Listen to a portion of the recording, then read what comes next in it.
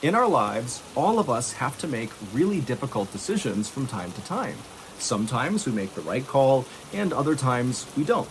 Today's story is about someone who did the latter, but really, the story is about what this person did to try to fix their bad decision. Simply put, this story takes a totally unexpected turn, and unless you've heard it before, there's no way you're going to see it coming. But before we get into that story, if you're a fan of the strange, dark, and mysterious delivered in story format, then you've come to the right place because that's all we do, and we upload once a week. So, if that's of interest to you, please move all of the strike plates in the like button's door frames slightly lower so that anytime they try to close the door, they won't latch. Also, please subscribe to our channel and turn on all notifications so you don't miss any of our weekly uploads. Okay, let's get into today's story.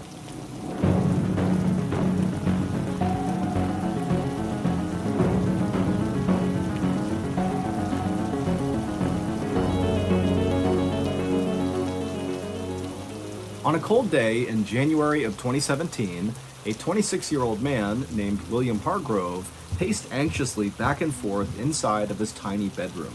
Will was nervous because he was about to take the biggest chance of his life. He was about to ask a woman, who he had only known for a few weeks, if she would marry him. Will looked around his bedroom and he saw there was dirty clothes coming out of his hamper and there was fast food trash all over the ground, and so he knew this was not the ideal location to ask someone to marry him, but he also knew he was running out of time. The woman he wanted to propose to, who was sitting right behind him on his bed, was about to head back to Russia where she lived in just a few hours. And so Will finally stopped pacing, he turned to face this woman on the bed, who was just sitting there silently, and Will was about to say something, but then he chickened out and just kept on pacing. To that point, Will's life had been pretty boring and lonely. He worked a low-paying job as a mechanic, and he lived in this bedroom. This was his apartment, this one room, which was being rented to him by a married couple who owned the house it was in. And this house was in a small city in the US state of Oregon. Will didn't really have any friends, and he didn't really have any meaningful hobbies. All he really had was his intense love of science fiction and fantasy. He would lose himself for hours watching movies about outer space and strange, distant alien planets and magic, and then often, after he would watch these movies, he would walk into the forest near his house, and he would just kind of wander around daydreaming about these movies, and he would pretend he was the hero from these movies. And suddenly in his mind, Will would become a sorcerer with great powers, or a brilliant scientist who went back in time to save the world. But as much as Will loved daydreaming and fantasizing, what he really wanted was a wife and kids. And so recently, he had joined an international dating website, and it was through that website that he connected with 26-year-old Anna Repkina from Russia, who was the woman sitting on the bed behind him. And now, if Will could just muster the courage to pop the question to her, he was confident she would say yes, and he could finally start his real life with Anna. Anna, who had blonde hair and striking blue eyes, was a bit of a dreamer like Will. For example, she fundamentally believed that there was a soulmate somewhere in the world for everyone. However, to that point in her life, she had not found her soulmate. Instead, she had been through one bad breakup after another.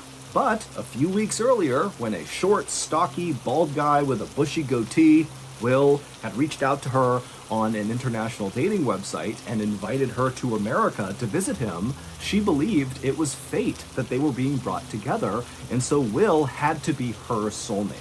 Will finally stopped pacing and turned again to face Anna, who was now reading a book on the edge of the bed, and Will, who was terrified at this point, took a deep breath and then reached into his pocket and pulled out a jewelry box. Inside of it was a beautiful emerald ring that was situated on a white gold band. And so Will took a step towards Anna, he dropped down to a knee, and he held out the jewelry box, and he opened it up. At first, Anna didn't know what Will was doing and was kind of confused, but when she saw the ring and saw him on his knee, she knew what was happening, and she began trembling with excitement. And then Will, he pulled the ring out of its holder, and he slipped it onto Anna's finger, and he asked her if she would marry him. And Anna, she began crying tears of joy and shouted, yes. Later that day, Anna would fly back home to Russia, But as soon as she landed, she began getting her affairs in order to go right back to Oregon to live with Will permanently. And 2 months later, in March of 2017, Anna was touching back down at the Oregon airport, and then right near the baggage claim, she had her big reunion with Will. That evening, when Anna and Will drove from the airport to Will's place, they parked the car, they got out, they grabbed Anna's luggage, they went up the front steps, and when Will unlocked the front door to go inside of the house to make their way up to his bedroom apartment, as soon as the door swung open, there was a woman standing in the doorway with her arms crossed, staring out at both of them.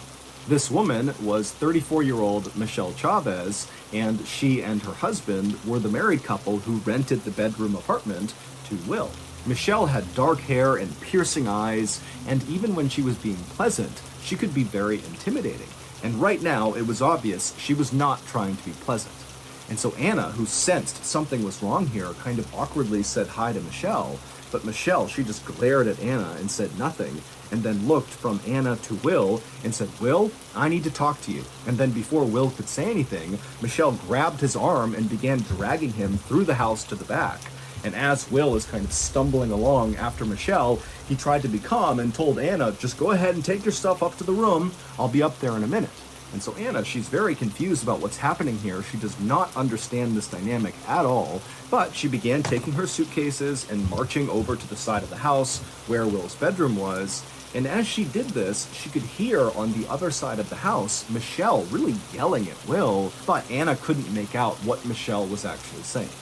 And so at some point, when Anna was now inside of Will's bedroom, just kind of waiting, Will finally did come into the bedroom with his head hung down low, and Anna could just tell that, obviously he's just been yelled at, he looks defeated, and so Anna's trying to make eye contact with him, and finally, Will looks up at Anna, and Anna says, "Hey, what's going on? Why was she so upset? What's happening here?" And in a quiet, trembling voice, Will would tell Anna that Michelle and her husband had just told him that they can't live here anymore. They have to move out. Anna couldn't believe this. She had just flown across the world to be here with Will, and now they don't have a place to live. But she could tell, obviously, Will is really upset about this too. And so instead of just being mad at him, she said, "What's going on? Why is she kicking us out?" And at first, Will kind of acted like he didn't really know. But then eventually, when Anna kept asking for more information, he would tell her that Michelle sort of had a crush on him, and when she saw Anna moving in with Will, she became really jealous and told them to leave. When Anna brought up the fact that Michelle was married, Will said, "I know, she's married, the crush hasn't gone anywhere, but she still feels really jealous." Anna was obviously really upset about this situation, but after Will had explained what's going on with Michelle, Anna wasn't mad at Michelle, she actually felt kind of bad for her. It was sort of pathetic that this married woman was acting the way she was. And so Anna actually figured that really this is probably for the best, that we should get away from Michelle. And within a few days, Anna and Will had moved out of Michelle's place and found a place of their own in a neighboring town. And as soon as they were settled inside of there, it was like relief washed over both of them, and they both became really excited to plan their wedding and think about their future together.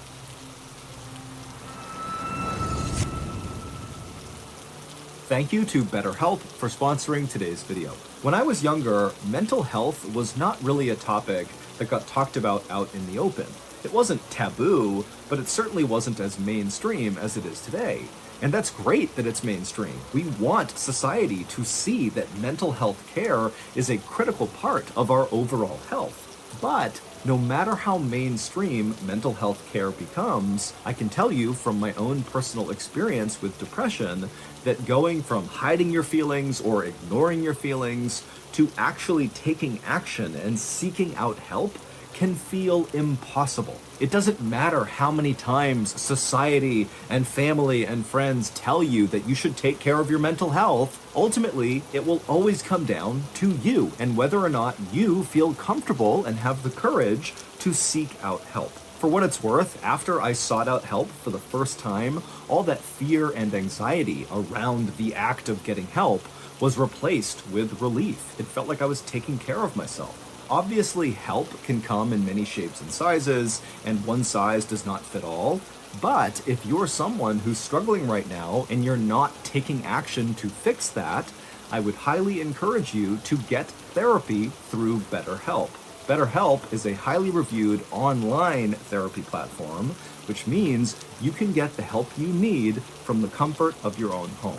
Get matched with a BetterHelp therapist after filling out a brief survey, and then it's up to you how you communicate with your therapist, whether that's video call, phone call, text message, or chat. Also, you can switch therapists at any time for free. Get 10% off your first month at betterhelp.com/Mr. Ballin. I've also linked them in the description below. Okay, back to the story.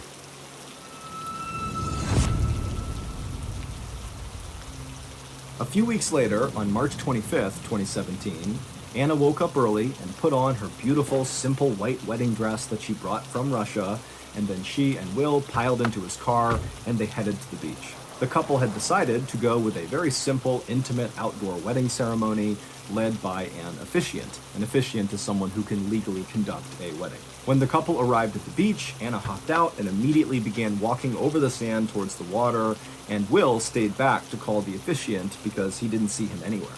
And so when Anna reached the water, she took in the beautiful sights and sounds of the beach. She felt the sun on her face and she listened to the sound of the waves crashing.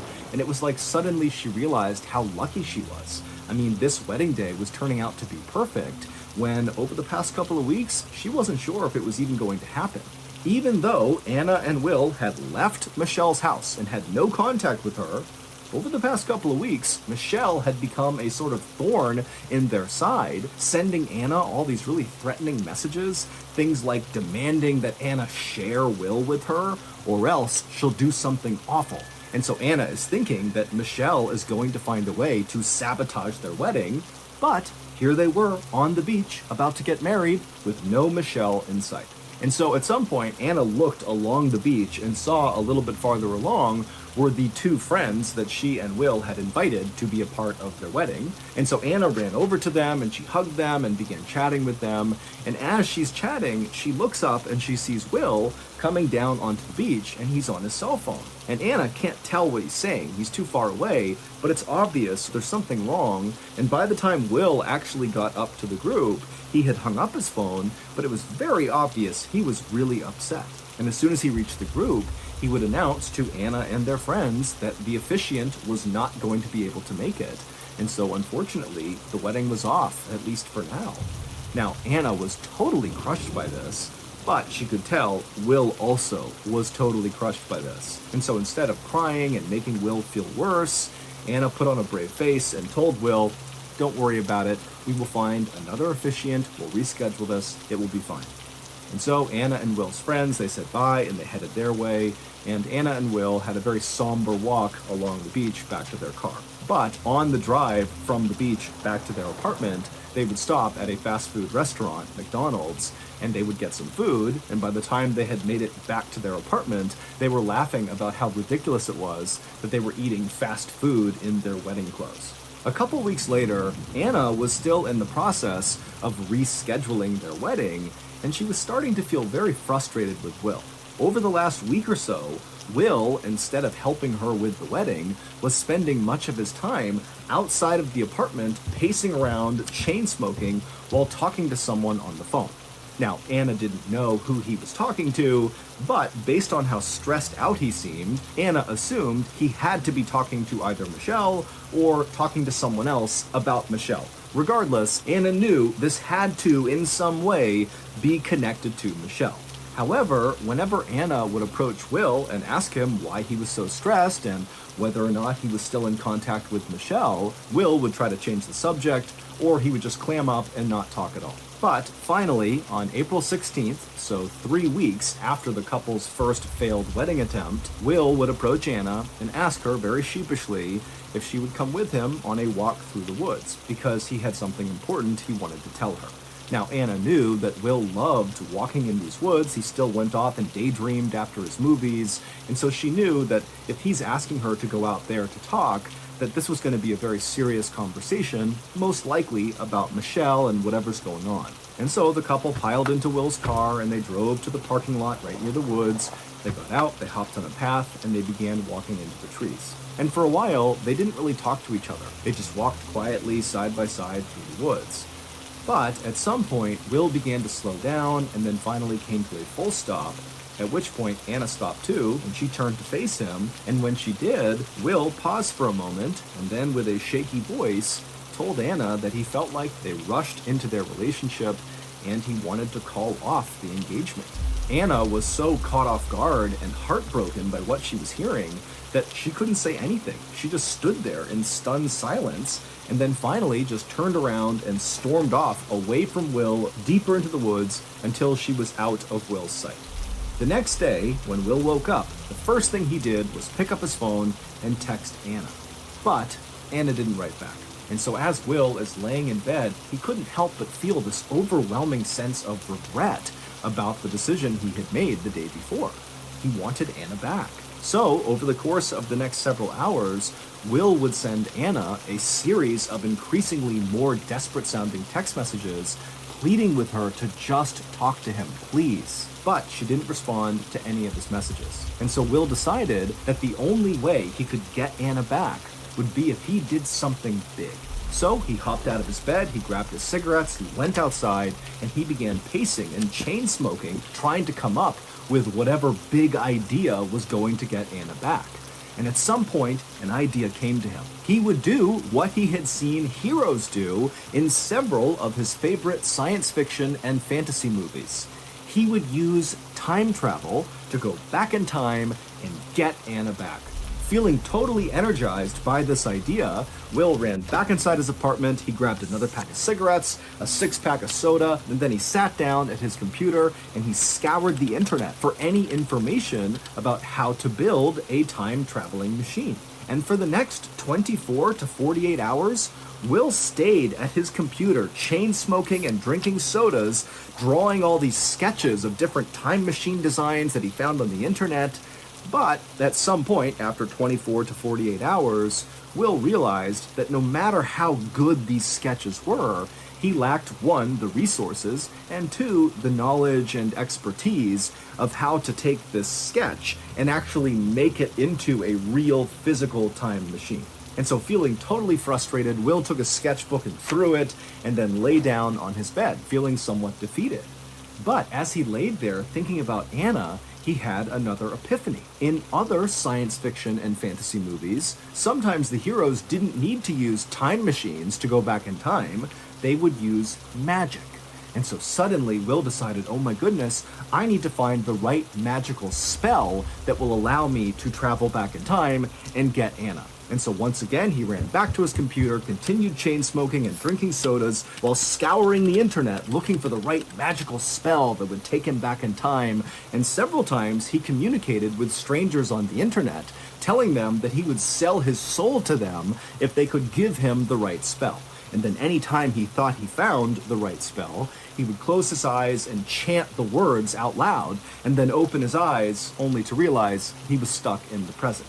And so finally, after basically staying awake for 72 hours on this quest to go back in time to get Anna back, Will realized that it was not going to work, and so he gave up.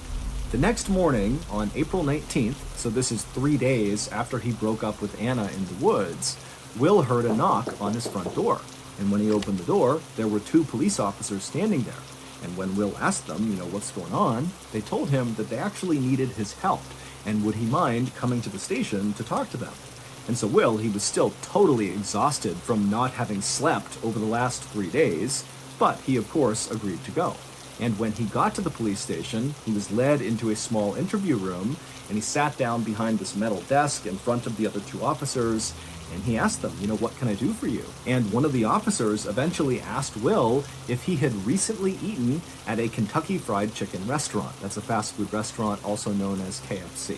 Will was puzzled and almost wanted to laugh because he couldn't understand how this was important. But when he saw that these 2 officers were not making light of this at all, they were very serious, Will said, yeah, a few days ago I did eat at a KFC. Why does that matter? To understand why it mattered, we need to understand the relationship between Will and Michelle. It would turn out Michelle did not just have a crush on Will. Michelle and Will had been having an intense affair right in Michelle's house with her husband since 2015, so a full year before Will met Anna. Now, Will had wanted Michelle to leave her husband and be with him, and Michelle had told Will that she wanted the same thing, but she couldn't do it right now.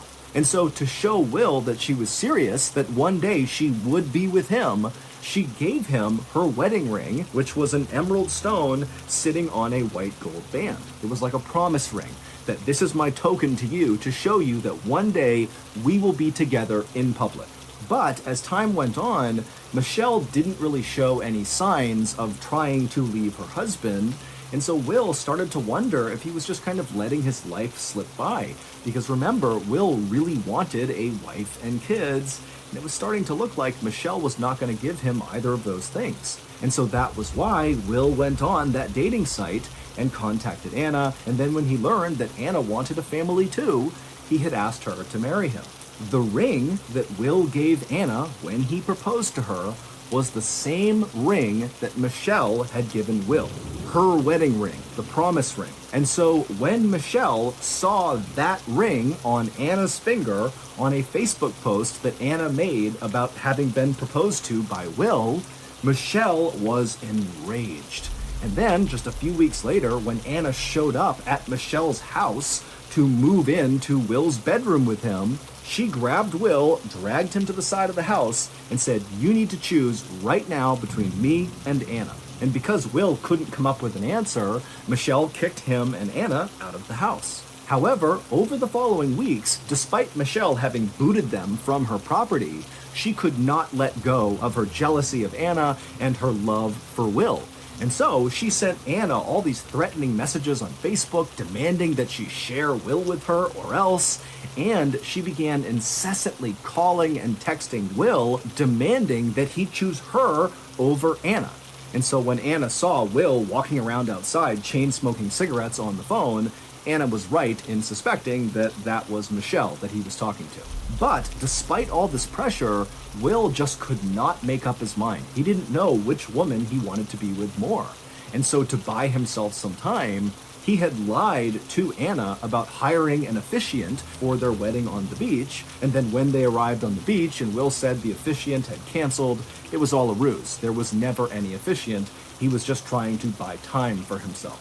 But finally, on April 16th, for whatever reason, Will had decided that he knew which woman he wanted to go with. He wanted to go with Michelle. So he brought Anna out into the woods and he told her the news, that he was breaking off the engagement and effectively their relationship was over, at which point Anna turned and stormed off into the woods. And so Will, he watched her disappear, and then he turned around and walked back along the path back toward his car. And when he got there, he opened his trunk and got something out of it, and then he walked back along the trail into the woods where he had seen Anna last. And when he reached that spot, he kind of walked off in the direction that Anna had wandered, and eventually he spotted Anna. She was standing in a clearing, looking up into the sky, seemingly lost in thought. And so Will quietly walked up right behind her, and then he raised the shotgun he had gotten out of his trunk. He placed the barrel against the back of Anna's skull, and before she could even react, say something, turn around, do anything, he pulled the trigger. Afterward, he ran back down the trail to his car, and he gathered up all of Anna's things that happened to be inside of the car, along with some trash on the floor of the car, and then he brought all of that stuff back into the woods and kind of dumped it both on and around Anna's body. The next day, a walker and their dog happened to come across Anna's body, and when the police were called out to the site, they began sifting through all of the trash that was kind of scattered around Anna's body. And inside of a crumpled up KFC bag, the police would find a receipt for the day of the murder. And that receipt belonged to Will. The morning after Will killed Anna, he sent those initial text messages to Anna just to cover his tracks. But as he sent them, he actually did feel an enormous sense of regret about the decision he made. He no longer wanted Michelle, he wanted Anna. And it was at that point that he decided he would do what the heroes in some of his favorite movies did. He would go back in time and undo the murder and get his love back. But of course, his efforts would fail. And in January of 2020, 3 years after Anna's murder, Will was sentenced to life in prison. As for Michelle, she was never charged with any crime. So that's going to do it. If you got something out of today's episode and you haven't done this already, please move all of the strike plates in the like button's door frames slightly lower so that when they try to close their door, it doesn't latch. Also, please subscribe to our channel and turn on all notifications so you don't miss any of our weekly uploads. We have a podcast called the Mr. Ballin Podcast that puts out brand new podcast exclusive content on Monday mornings, and on Thursday mornings we put out the remastered audio of our best YouTube videos. Again, the podcast is just called the Mr. Ballin Podcast, and it's available exclusively on Amazon Music. Consider donating to our charity. It's called the Mr. Ballin Foundation, and it provides support to victims of violent crime as well as their families. Monthly donors to the Mr. Ballin Foundation Honor Them Society will receive free gifts and exclusive invites to special live events. Go to mrballin.foundation and click on Get Involved to join the Honor Them Society today. We have 2 additional YouTube channels, Mr. Ballin Shorts and Mr. Ballin en Espanol. We also post near daily content on TikTok, Facebook, and Snapchat. All of those channels are just called Mr. Ballin. If you want to get in touch with me, please follow me on any major social media platform and then send me a direct message. My username is just @Mr. Ballin, and I really do read the majority of my DMs. To check out our merch, join our Discord server, or just see what's going on over at Ballin Studios, go to our brand new website, ballinstudios.com. So whether I see you on Twitter, Instagram, TikTok, Reddit, YouTube, Facebook, other YouTube channels, the podcast, wherever, just know that I really appreciate your support. And until next time, that's going to do it. See ya.